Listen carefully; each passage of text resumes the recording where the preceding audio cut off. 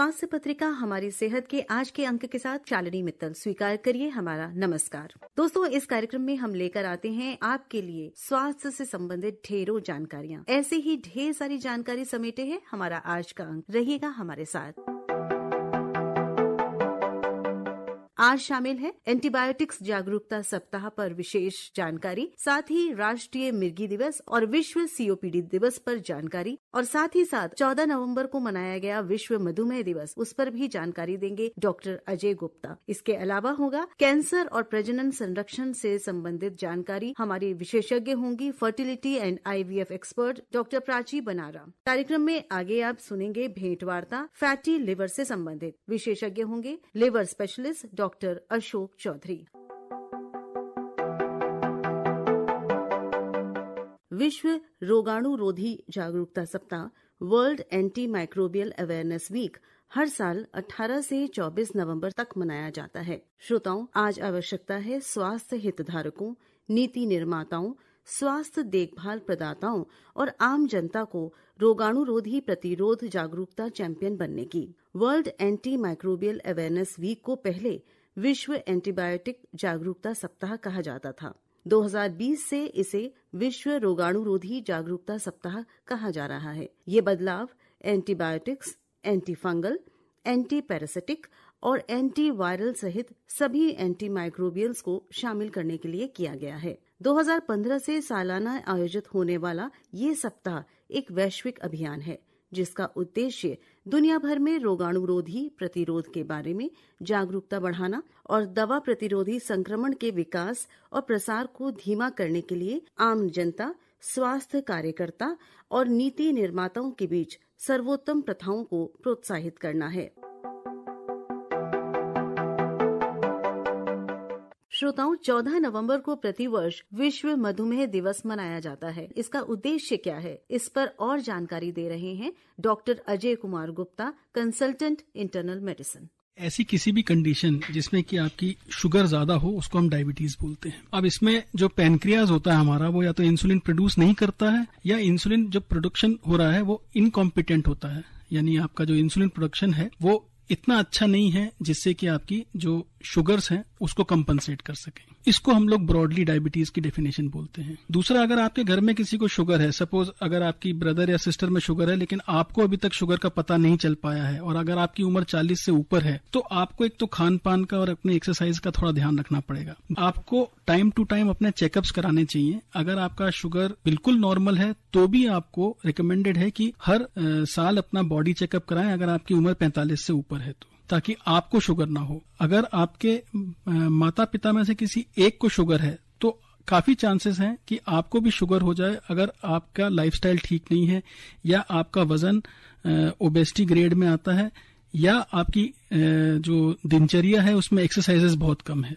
और आजकल हम जितनी भी टॉक्स या जितनी भी हम सेमिनार्स करते हैं, जितने भी हम पब्लिक टॉक्स करते हैं, उसमें हम सबसे पहले यही वाली बात बताते हैं कि आपकी डायबिटीज परमानेंट है कि नहीं है, ये सब कुछ आपके ऊपर डिपेंड करता है। और जितनी भी स्टडीज हुई हैं उनके हिसाब से अगर आपको डायबिटीज हुए 5 साल हुए हैं तो रिवर्सिबिलिटी के चांसेस बहुत अच्छे हैं, अगर आप अपना लाइफस्टाइल मैनेज करें तो। ऐसा तक कहा गया है कि अगर आज आपका जो वेट है उससे आप 10 से 15% अगर अपना वेट कम कर लेते हैं, और कंडीशन वेट लॉस यानी कि जो एक डाइटिशियन या एक लाइफस्टाइल स्पेशलिस्ट के ऑब्जर्वेशन में करके करें, तो आपकी डायबिटीज रिवर्स भी हो सकती है। आज की डेट में अगर आप देखें इंडिया में तो करीबन 9 से 10% लोगों को डायबिटीज है, और करीब करीब उतने ही प्री डायबिटीज या इम्पेयर्ड ग्लूकोज टॉलरेंस जिसको हम लोग कहते हैं उस स्टेज में है। तो आपको कंट्रोल करने के लिए अगर आपको डायबिटीज है तो सबसे पहले तो जो आपके फिजिशियन बताते हैं आप उसको फॉलो कीजिए। आपको जो डाइट, एक्सरसाइज और लाइफस्टाइल बताई है उसके अकॉर्डिंग आप अपना जो खाने का चयन है, क्वांटिटी और क्वालिटी दोनों को आप उसी हिसाब से चयनित कीजिए। आपकी एक्सरसाइज भी उसी हिसाब से होनी चाहिए, फिर आपकी दवाइयां भी उसी हिसाब से होनी चाहिए, और आपको रेगुलर फॉलोअप पे भी जाना चाहिए। देखिए, डायबिटीज कंट्रोल करने का सबसे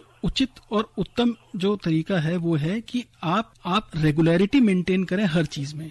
हर चीज में आपको एक नियम बांधना पड़ेगा, चाहे वो खाने से रिलेटेड हो, चाहे एक्सरसाइज से रिलेटेड हो, चाहे दवाइयों से रिलेटेड हो। और एक और जो बात है जो हम कॉमनली अपनी ओपीडीज में देखते हैं कि मरीज कहते हैं कि साहब हम तो 1 साल से इसलिए नहीं आए क्योंकि सब कुछ ठीक था। आपको सब कुछ ठीक होते हुए भी जो निर्धारित समय अनुसार जो डॉक्टर साहब ने बताया है उस पर फॉलोअप पे जरूर जाना है, क्योंकि बहुत सारी कॉम्प्लिकेशंस हैं जो हम लोग खुद नहीं देख पाते हैं, लेकिन हमारा फिजिशियन या हमारा डॉक्टर उन कॉम्प्लिकेशंस को जल्दी पहचान के उनका इलाज कर सकता है। ये बात सही है कि हम जितने भी डायबिटिक पेशेंट्स हैं या जिन लोगों को मधुमेह है उनको हम लोग चीनी खाने के लिए मना करते हैं, क्योंकि चीनी क्या है, एक रिफाइंड कार्बोहाइड्रेट है।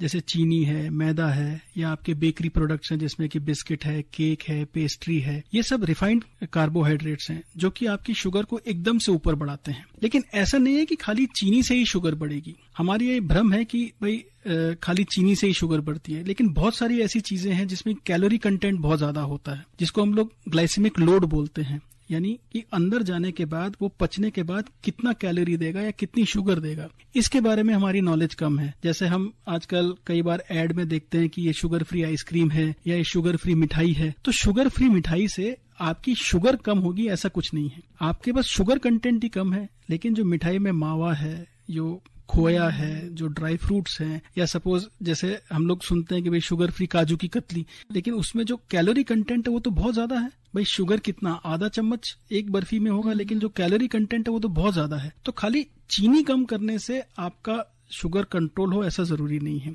हमारा शुगर के साथ साथ कैलोरी कंटेंट और ग्लाइसेमिक लोड वाली चीजें भी कम होनी चाहिए। जैसे एक आम भ्रांति के साथ हमने चीनी वाली कोई चीज नहीं खाई, लेकिन हमने नमक पारे खा लिए, मट्ठी खा ली, लेकिन मट्ठी या नमक पारे इनसे भी आपकी शुगर बहुत ज्यादा बढ़ जाएगी, क्योंकि ये फूड ऐसे हैं जो कि ग्लाइसेमिक लोड बहुत ज्यादा बढ़ाते हैं। फल में जो शुगर होती है वो फ्रक्टोज के फॉर्म में होती है, तो वो डायरेक्ट शुगर नहीं होती। फ्रक्टोज को फिर हमें अंदर जब पचाना होता है तो उसमें भी थोड़ा सा शरीर को मेहनत लगती है या उसकी रिक्वायरमेंट एनर्जी की चाहिए होती है। तो इसलिए अमूमन तो हम लोग ये बोलते हैं कि आप कोई भी फल खा सकते हैं, लेकिन अमूमन जो हम गलती करते हैं वो ये है कि फलों को हम मील्स के साथ खाते हैं, तो ऐसा ना करें। फलों को आप मिड मील में खाइए या एक सपोर्टिव मील में लीजिए, तो आप कोई भी फल खा सकते हैं। ज्यादातर फलों में है ना, कुछ फल हम मना करते हैं जिसका ग्लाइसेमिक इंडेक्स ज्यादा होता है, लेकिन किसी भी फल का ग्लाइसेमिक लोड ज्यादा नहीं होता। तो इसलिए अगर आप उसको मील्स के साथ नहीं खा रहे हैं तो बहुत ज्यादा शुगर में आपके परेशानी नहीं करेगी। अब कैश्यू यानी कि काजू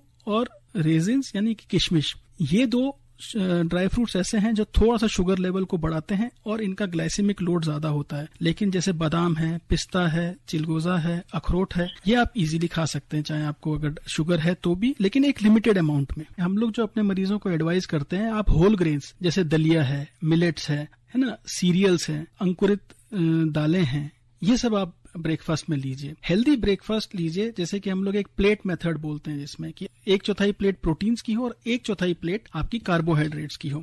इस तरह से ये प्लेट मेथड आप अपनाएं नाश्ते में, और जो कार्बोहाइड्रेट्स आप लें वो होल ग्रेन्स के कार्बोहाइड्रेट लें। रिफाइंड या जो जैसे मैदा की चीजें हैं, ये सब चीजें आप अवॉइड कीजिए। लेकिन जहां तक मैं समझता हूँ, एक और चीज के ऊपर हमें ध्यान देना चाहिए बच्चों की, आउटडोर एक्टिविटीज, जो कि आजकल बहुत कम हो गई हैं। जितने भी बच्चे हैं हमारे, हम ज्यादातर देखते हैं टीवी पे, इंटरनेट पे, मोबाइल पे और लैपटॉप पे काम कर रहे होते हैं। हमें एटलीस्ट हर बच्चे को ये बोलना चाहिए या अपने हर घर में आपको इंश्योर करना चाहिए कि आपके बच्चे को कम से कम 1.5 से 2 घंटे की आउटडोर एक्टिविटीज करें। जितना वो आउटडोर एक्टिविटीज में अपने आप को इन्वॉल्व रखेंगे, उतना ही उनका शारीरिक विकास होगा, उतना ही उनका जो शुगर लेवल या एक्सरसाइज का पोटेंशियल है वो बढ़ेगा। क्योंकि शुगर कम करने का बेस्ट तरीका होता है उसका यूटिलाइजेशन। उसका यूटिलाइजेशन होता है मांसपेशियों में, मसल्स में। तो जो लिवर जो शुगर प्रोड्यूस करता है वो मांसपेशियों यूटिलाइज करती हैं। तो ये अपने सभी बच्चों को अवेयरनेस के तौर पे हम बता सकते हैं। डायबिटिक्स में आपको फुट केयर और वूंड केयर ये बहुत जरूरी है, खासकर अगर आपको न्यूरोपैथी या नसों की कमजोरी है या नसों की दिक्कत है तो। और वूंड केयर डिपेंड करता है आपके डायबिटीज कंट्रोल के ऊपर। वूंड केयर का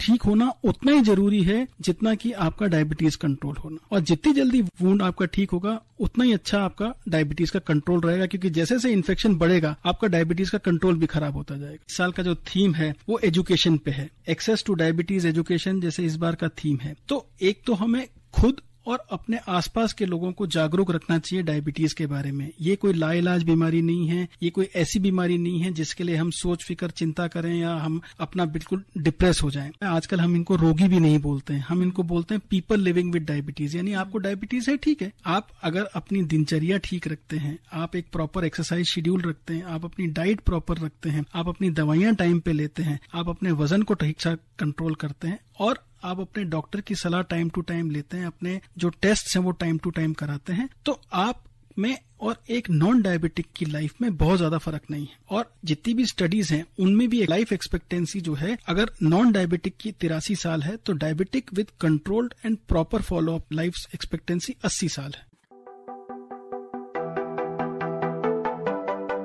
राष्ट्रीय मिर्गी दिवस यानी नेशनल एपिलेप्सी डे 17 नवंबर को मनाया जाता है।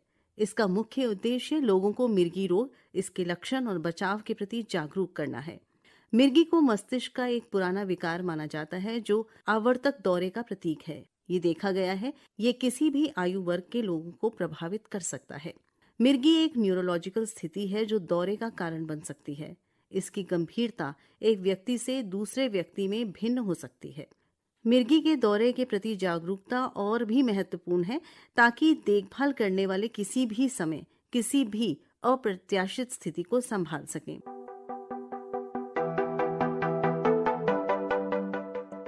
श्रोताओं, 17 नवंबर को world chronic obstructive pulmonary disease day या वर्ल्ड COPD डे के रूप में भी मनाया जाता है। COPD एक गंभीर बीमारी है जिसमें हमारी श्वसन प्रक्रिया बाधित हो जाती है। जब कोई व्यक्ति लंबे समय तक ऐसे कंपाउंड के संपर्क में रहता है जो हमारे फेफड़ों को उत्तेजित करते हैं या चिड़चिड़ापन पैदा करते हैं, तो इस कारण COPD की समस्या हो सकती है। COPD के तहत दो मुख्य स्थितियां आती हैं, क्रॉनिक ब्रोंकाइटिस और एम्फिसेमा। मध्यम उम्र के या अधिक उम्र के बुजुर्ग जो धूम्रपान करते हैं उन्हें COPD होने का खतरा अधिक होता है। आमतौर पर ब्रोंकाइटिस और एम्फिसेमा ये दोनों समस्याएं एक साथ होती हैं और बीमारी की गंभीरता हर व्यक्ति में अलग अलग लेवल की होती है। सीधे तौर पर धूम्रपान करने के अलावा सेकेंड हैंड स्मोक या पैसिव स्मोकिंग में भी वयस्कों में COPD के खतरे बढ़ते हैं। हालांकि इसका मतलब ये नहीं कि सिर्फ बाहरी प्रदूषण ही COPD का कारण है, क्योंकि घर के अंदर का यानी इंडोर प्रदूषण भी इसके लिए जिम्मेदार हो सकता है।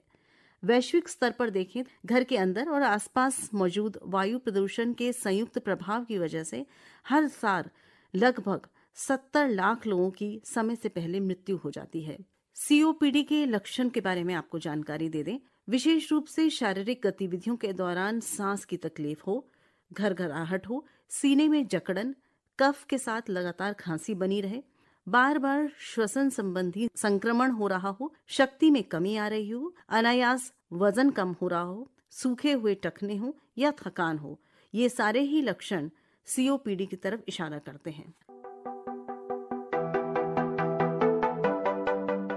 कैंसर और प्रजनन संरक्षण, इस महत्वपूर्ण विषय पर आज हम इस कार्यक्रम में एक जानकारी आप तक पहुंचा रहे हैं। हमारी विशेषज्ञ हैं fertility and IVF expert doctor Prachi Banara. Hello friends, आज मैं आप सबको ये समझाना चाहती हूँ कि थैंकफुली साइंस ने इतनी तरक्की कर ली है, इतनी नई तकनीकें आ गई हैं, जिससे आज कैंसर का इलाज सर्जरी, रेडियोथेरेपी और कीमोथेरेपी के द्वारा संभव है। पर जरा सोचिए कि जब आप कैंसर मुक्त हो जाते हैं और अपनी फैमिली के बारे में सोचते हैं, अगर आपको ये रियलाइज हो कि कैंसर ट्रीटमेंट के बाद आप माँ या पिता नहीं बन सकते, तो लाइफ कितनी नीरस हो जाएगी। इसलिए ये जरूरी है कि अगर आपके डॉक्टर आपको कीमोथेरेपी या रेडियोथेरेपी प्लान कर रहे हैं, तो आप एक फर्टिलिटी स्पेशलिस्ट से जरूर मिलिए। रेडियोथेरेपी यानी कि सेक और कीमोथेरेपी यानी कि नसों द्वारा दवाई देकर कैंसर सेल्स का नाश करना,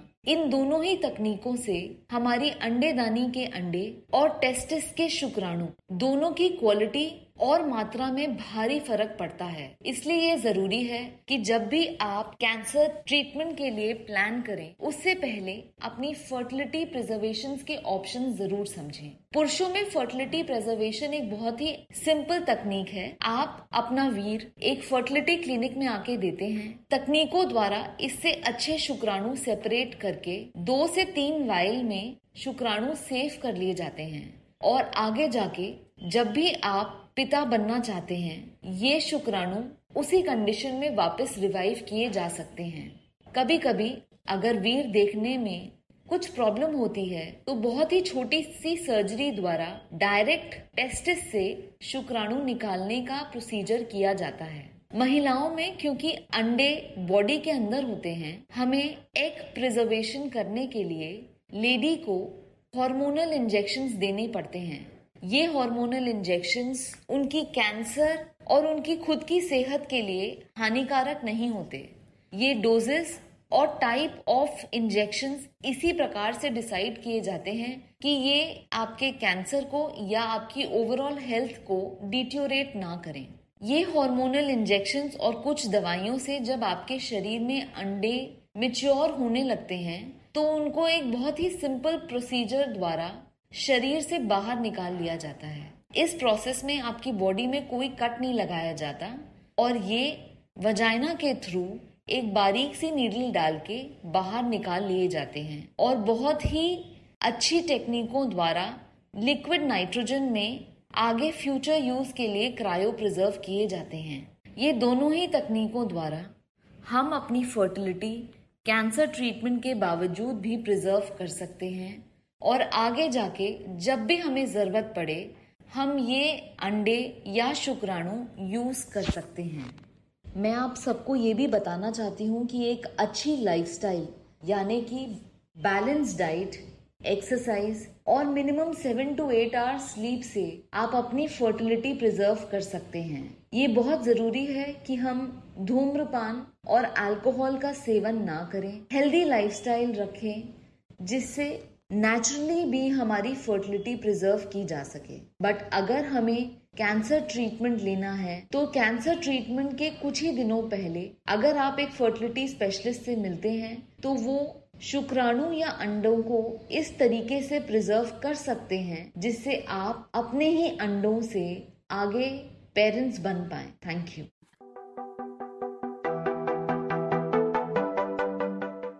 और अब सुनते हैं एक भेंटवार्ता। Doctor Ashok Chaudhary liver specialist से ली गई ये भेंटवार्ता। विषय है फैटी लिवर। आपसे बात कर रही हैं शालिनी मित्तल।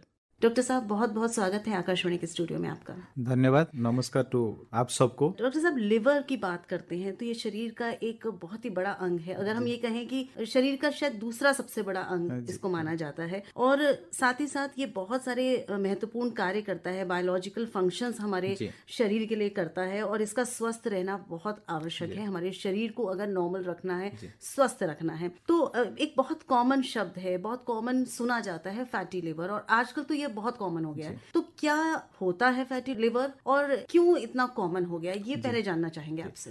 फैटी लिवर जो हम बात करते हैं इसका मतलब होता है कि लिवर में फैट जमा होना, जिससे हम आजकल दुनिया में देखते हैं कि आपने पूछा और एक की कारण क्या होता है, तो इसमें मैं यही बताऊं कि जैसे डायबिटीज हो गया, मोटापा हुआ, अल्कोहल एंड कुछ कारण होती है थोड़ा सा हेपेटाइटिस की, कुछ इन्फेक्शन से होता है। बट जो बोले कि अभी हमने इतना कॉमन क्यों हो गया, हम इसको सोचे तो इंडिया में जो इतना स्टडीज आया हुआ था 8 से लेके 32%, मतलब कि हर तीसरी बंदा हमारे फैटी लिवर से आक्रांत हो रही है। और ये जो फैटी लिवर हम बता रहे कि हर तीसरी बंदे को होने का, ये स्टडी जो बताया था वो थोड़े से अर्बन बेस्ड थे। अभी जैसे हम लोगों को लगता है कि मोटापा होने से लिवर होता है, डायबिटीज होता है, ये सब बीमारी थोड़े अच्छे खानदान वाले लोगों को होना है। बट ये बीमारी जो है भारत की गांव तक भी चले गए। आज की डेट में रूरल कंपाउंड में 20% लोगों में भी फैटी लिवर पर्टिकुलरली मोटापा का आ रहे हैं। और तीसरी इंपोर्टेंट हुआ कि हमारा बच्चों, आजकल देखे कि बच्चे लोग भी मोटा हो रहे हैं। हर अभी एक स्टडी जैसे बताते स्कूल में 8% बच्चे मोटे होते हैं। तो यही बच्चे जब भी मोटे अभी इससे शुरू से होते, इनकी भी लिवर की प्रॉब्लम शुरू होता है। खाली लिवर नहीं, मोटापा से बाकी सारे प्रॉब्लम्स होते हैं। तो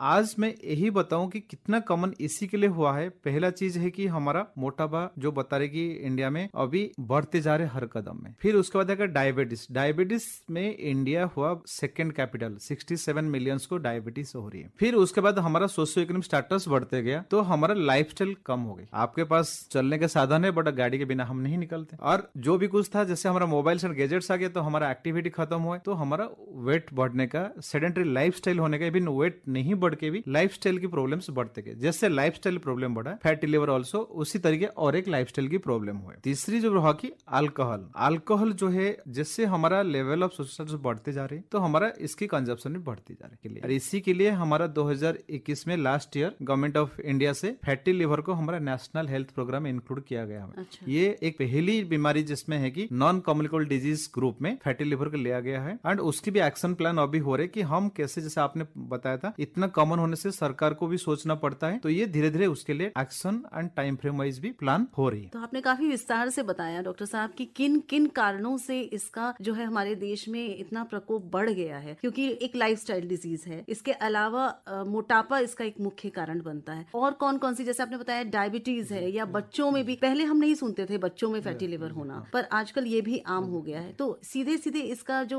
कनेक्शन है ये मोटापे से एंड लाइफस्टाइल से है। उसमें एक 3 चीज बताऊंगा। सबसे इंपॉर्टेंट चीज हमारा हुआ कि डायबिटीज एंड मोटापा ये दोनों मिलकर तो एक खतरनाक कॉम्बिनेशन हो गया। तो डायबिटीज होने से फैटी लिवर होने का चांसेस होता है 100 में 40 लोगों को। जब डायबिटीज और मोटापा इकट्ठा होते हैं, फैटी लिवर होने का प्रॉब्लम 60% से ज्यादा होता है। बंदे को कोई दिक्कत नहीं होती, बट लिवर में फैट जमा होते हैं। और उतना भी नहीं, उसमें 20 लोगों में लिवर की जो हम बोलते हैं फाइब्रोसिस, लिवर सुकड़ना शुरू होती है, और 10% लोगों में ये सिरोसिस होता है जिसको पता भी नहीं चलता, हम हेल्थ से पता चलता है। तो ये डायबिटीज मोटापा कॉम्बिनेशन होने से ये और बढ़ गया। फिर और एक इंपॉर्टेंट हुआ, जैसे हम देखते हैं थोड़ा सा हम मोटे हैं और लाइफस्टाइल अच्छा सा है और डायबिटीज है और उसके साथ हमारा अल्कोहल हो गया, तो तीनों मिल गए, तो तीनों हमारे लिए लेथल ट्राई हो जाते, फिर इसकी प्रॉब्लम और ज्यादा होती। और इंपॉर्टेंट जो सेकंड हुआ कि फैमिली हिस्ट्री और जेनेटिक बैकग्राउंड। सपोज हमारे घर में किसी को डायबिटीज, ब्लड प्रेशर, मोटापा, हार्ट की प्रॉब्लम है, तो हम जेनेटिकली प्रीडिस्पोज हो से ऐसे लाइफस्टाइल प्रॉब्लम होने के लिए। एंड डे बाय डे ये चीज बढ़ रही है। जैसे आप देखेंगे मेरे फादर में कुछ प्रॉब्लम नहीं था, अभी मेरे जनरेशन में मेरे को डायबिटीज हुआ, अभी मेरे बच्चे को यंग एज से फैटी लिवर हुआ, हार्ट की प्रॉब्लम हुआ। देन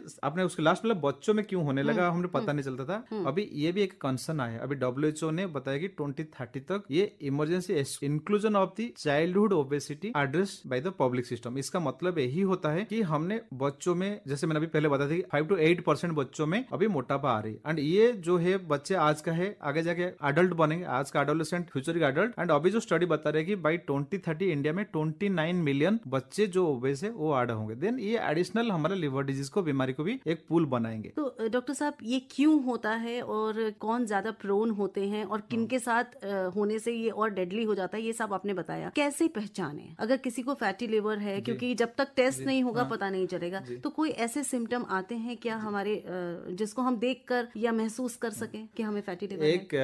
एक अच्छा भी बोल सकते हैं और बुरा भी बोल सकते हैं कि जो फैटी लिवर के बारे में बात करते हैं उसमें से 100 में 60 लोग में कोई सिम्टम्स नहीं होता है। तो हमने टेस्ट करने के लिए जब जाते हैं, कब जाते हैं, जब भी हमारा कोई दिक्कत होती है, तो मैक्सिमम टाइम फाइंडिंग हो जाती है। तो इसी के लिए मैक्सिमम पता चलते हैं कि हमने एसिम्प्टोमेटिक, सपोज आप गए थे, कोई सिंपली गैस की प्रॉब्लम हुआ कि ऐसे रूटीन हेल्थ चेकअप आने वाला, तो उसमें ये पता चलता है। बट उसमें एक ग्रुप होते हैं सिम्टम्स जो होते हैं वो बहुत माइल्ड होते हैं, जैसे कि थोड़ा सा हमारा लिवर जैसे राइट साइड में तो भारीपन थोड़ा सा होना, या कॉमनली हम लोग सबको एसिडिटी बता रहे, गैस्ट्राइटिस बता रहे, ये फैटी लिवर की थोड़ी सी प्रॉब्लम होती है। और इंपॉर्टेंट होते हैं, जैसे फैटी लिवर बता रहे तो फैट लिवर में जैसे जमा तो बॉडी में भी होता है, तो उसमें क्या होता है, हमारे थोड़े से सुस्त लगते हैं, हम इसको बोलते हैं मेडिकल में फैटिक, थोड़ा सा काम करना, थकान महसूस करना, आप जैसे थोड़ी सी चलने के बाद बिल्कुल बढ़ जाना। ये चीज होता है कि कोई बीमारी आपको नहीं है, बट आपको एक आलसपन की तरह लगता है कि आपको लगता है मैं आलस हूं, बट वो दैट इज बिकॉज आपकी बॉडी में आपकी सिस्टम ऐसे हो गया कि आपको थकान, थोड़ा सा इजी फैटिकेबिलिटी हम बोलते हैं हो जाता है। ये हो गया सिम्टम्स होने के बाद जो बता रहे, और ये हुआ एसिम्प्टोमेटिक। बट सबसे इंपॉर्टेंट आपने जो पूछा था अभी कि हमने कैसे पता करेंगे, तो इसमें हमारा सबसे इंपॉर्टेंट होता है, जैसे मैंने बताया, जो सबसे कॉमन होता है कि हमारा मोटापा है। हम मोटापा कैसे जानेंगे? सबसे सिंपल फॉर्मूला जो हम यूजुअली बोलते हैं, काफी सारे आजकल आ गया कि आप देख लो BMI कैलकुलेट, बट वो डिफिकल्ट चीज है। तो हमने सिंपल रूल ऑफ थंब, आपका हाइट इन सेंटीमीटर माइनस 100 कर लो, वो आपके लिए वेट। सपोज आपकी हाइट है 5 फुट, तो आपका हाइट हुआ 150 सेंटीमीटर, तो उसमें 100 घटा लो, कितना हुआ 50, तो आपकी वेट होना है 50।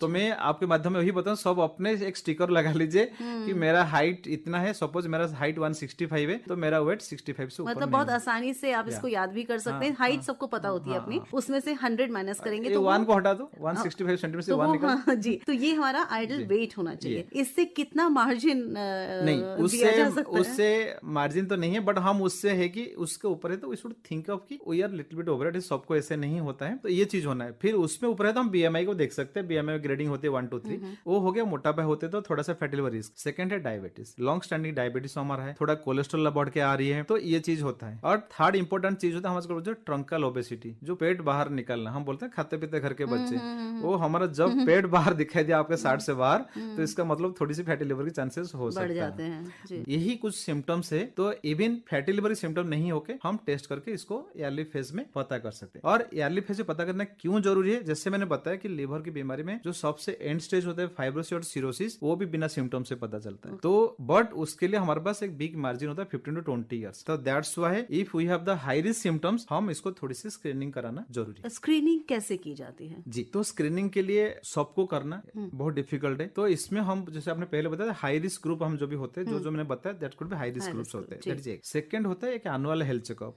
I think most of the annual health checkups हम करनी चाहिए। ऐसे हमको कोई बीमारी वी आर सफरिंग तो हेल्थ चेकअप में ये पकड़ में आ सकता है। थर्ड, आजकल काफी हुआ है कि जैसे मैंने बताया अभी जो हमारा गवर्नमेंट ऑफ इंडिया की फैमिली वेलफेयर की प्रोग्राम, हेल्थ प्रोग्राम है नाउ, वो लोग अभी प्लान करें एक सिंपल ब्लड टेस्ट होते हैं, आपका एज देखना होता है, प्लेटलेट्स देखना होता है, उसी में से भी हो सकता है जो अभी इम्प्लीमेंट होने जा रहे हैं। ये क्या जैसे LFT करते हैं, लिवर फंक्शनिंग टेस्ट, उसमें पकड़ में आ जाता है। ब्लड टेस्ट होता है कि लिवर फंक्शन टेस्ट से आती है, अल्ट्रासाउंड करने से पता चल सकता है। एंड आजकल एक हो गया कि हम बोलते हैं कि पॉइंट ऑफ केयर डिवाइस एक फाइब्रो स्कैन करके आती है, हम उसको एक कैंप करके हो या ऐसे रूटीनली हम करते तो इमीडिएटली विद इन 5 मिनट्स हम वहीं पे बता देते हैं कि लिवर में कितना फैट है या लिवर में कितना फाइब्रोसिस या सिरोसिस तक आ गया। करते हैं एक छोटा सा अल्ट्रासाउंड की तरह टेस्ट होती है एंड कोई इन्वेजिव ऐसे कुछ नहीं करना होता है। जैसे अल्ट्रासाउंड की प्रोब होती है, ऐसे ही प्रोब हमारे लिवर के पास लगाते हैं and procedure hardly takes 3 minutes.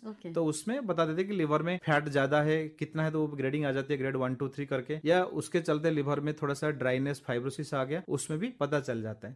Doctor साहब, आपने बताया कि ज्यादातर मोटापा जो है वो उसका कारण बनता है और इसलिए मोटे व्यक्ति जो है वो अपना एनुअल टेस्ट कराते रहें, कोशिश करें जानने की। क्या जो पतले लोग हैं, लीन टेंडेंसी वाले लोग हैं, उनको ये हो सकता है? जी, अभी हमने जैसे बात किया कि अभी सारी चीज मोटापा, कोलेस्ट्रॉल, डायबिटीज के बारे में बात किया। हाँ, ऐसे ही होता है कि मोटापा नहीं होके होता है, हम इसको बोलते हैं लीन फैटी लिवर, मतलब हम पतला होके हो सकता है। एंड ये मोस्ट ऑफ दी कॉमन जो होती है हमारे eastern part of the India में बहुत ज्यादा कॉमन होता है। एंड उसमें एक चीज देखा गया कि मोटा नहीं होने के बाद भी हमारा खाने में जो होते हैं कार्ब्स ज्यादा होते हैं, कार्बोहाइड्रेट बेस्ड होते हैं, राइस या गेहूं based most of the diets होता है कि हमारा जो डाइट एक बैलेंस होनी चाहिए, मैक्सिमम नहीं होता, तो उसमें इसका थोड़ा सा फर्क आने से ये चीज पता चलता है। तो ऐसे बीमारी देखे तो इट इज मोटापा का ही है, बट ऑल्सो पतले लोग भी उसमें स्पेयर नहीं है, बट उसको डिटेक्ट करना थोड़ा डिफिकल्ट होगा। तो इसी के लिए सपोज हमारा कोई टेस्ट में पता चलता है, देन हम उसके लिए रेमेडी लेना है लीन फैटी लिवर। जी डॉक्टर साहब, प्रेगनेंसी में इसके चांसेस क्या चांसेस हैं? क्योंकि प्रेगनेंसी है, महिला वैसे ही वेट गेन करती है, उसके बाद भी वेट गेन होता है, तो उसको इससे कहना कि मोटापा है, थोड़ा एक दिमाग में आ रहा था प्रश्न, तो मैंने सोचा आपसे पूछूं कि क्या पॉसिबल है? हाँ, बहुत अच्छा क्वेश्चन। प्रेगनेंसी में हमारा एवरेज थोड़ा सा वेट गेन होता है, बिकॉज एक तो बॉडी की फिजियोलॉजी चेंजेस होती है, फिर घर में सबका प्यार होता है, खाना भी ज्यादा मिल जाता है, और उसके साथ होता है कि हमारा एक्टिविटी भी रिड्यूस होती है। तो ये 3 चीज होने से मोटापा होता है, बट ये मोटापा डायरेक्टली कोरिलेट नहीं करते फैटी लिवर होने के लिए। हम सपोज प्री प्रेगनेंसी मोटापा हमारे पास या फैटी लिवर था, या उसके बाद जो हमारा पोस्टमार्टम हम बोलते हैं कि डिलीवरी के बाद हमारा वेट रिडक्शन होनी चाहिए, एक्टिविटी होने काफी हो नहीं पाता है because of the lot of things, social भी बोल सकते हैं, अपना पर्सनल भी एक होता है, और बॉडी लेवल आता है, तो नहीं होने से तो मैक्सिमम क्या होता है ना, मोटापा रह जाता है। और एक होता है प्रेगनेंसी में हमारा एक डायबिटीज होती है, हम बोलते हैं गेस्टेशनल डायबिटीज, इसमें से अराउंड 70% ठीक हो जाता है प्रेगनेंसी, बट उसके बाद कुछ ग्रुप में वो रह जाता है। तो ये भी एक रिस्क फैक्टर होता है फैटी लिवर बनाने के लिए। डॉक्टर साहब, बहुत सारी बातें आज हमने जानी आपसे फैटी लिवर के बारे में, और निश्चित तौर पर हमारे जो श्रोता इस कार्यक्रम को सुन रहे हैं वो लाभान्वित हुए होंगे। आपने समय निकाला, आप स्टूडियो में आए, हमारे साथ रहे डॉक्टर अशोक चौधरी, जो लिवर स्पेशलिस्ट हैं नारायणा सुपर स्पेशलिटी हॉस्पिटल में।